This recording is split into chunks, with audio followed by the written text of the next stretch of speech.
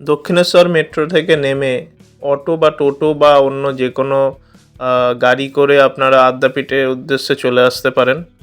আজকে চলে এলাম আমি আদ্যাপীঠে।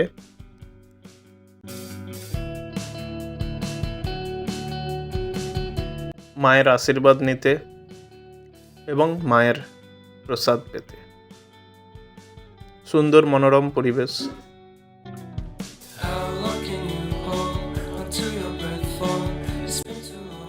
এটা মায়ের পুরানো মন্দির, আগে এখানে পূজা হতো।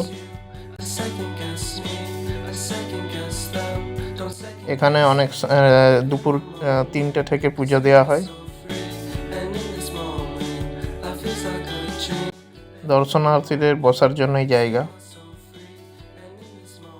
এটা মায়ের নতুন মন্দির। সন্ধেবেলা এবং সকালবেলা মায়ের পূজা এখানে হয়। এখানে বসে দর্শনার্থীরা মায়ের পূজা দর্শন করেন।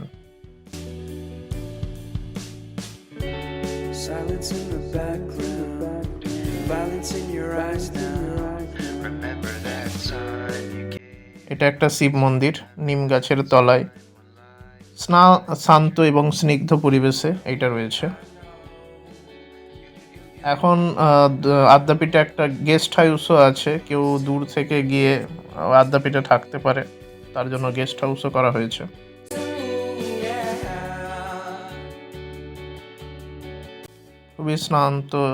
খুবই শান্ত স্নিগ্ধ পরিবেশ।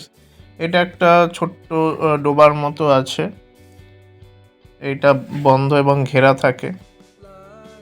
এটা সাধারণ মানুষের জন্য ব্যবহৃত নয়।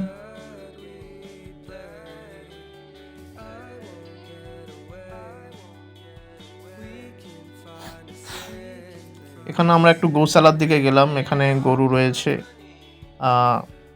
বিভিন্ন মানুষ এখানে গৌশালার উদ্দেশ্যে জিনিস খাবার দান করে। একটা ছোট্ট বাছুরের সঙ্গে দেখা হলো। এছাড়াও বিভিন্ন ধরনের এখানে গরু আছে।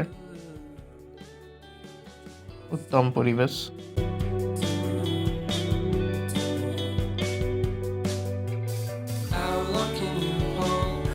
ছাগল এখানে ছাগলও রয়েছে।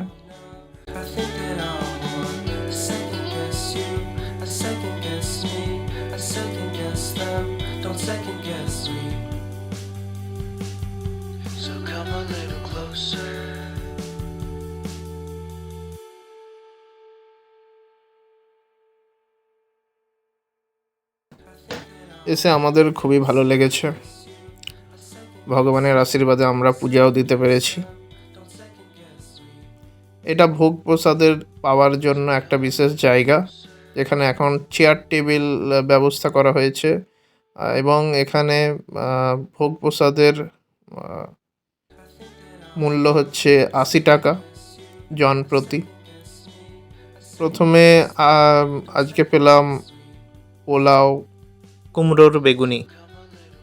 পরবর্তীকালে কাবলি ছোলার তরকারি, সাদা ভাত, ডাল, খিচুড়ি এবং একটা তরকারি, এবং তার সঙ্গে পায়েস এবং চাটনি।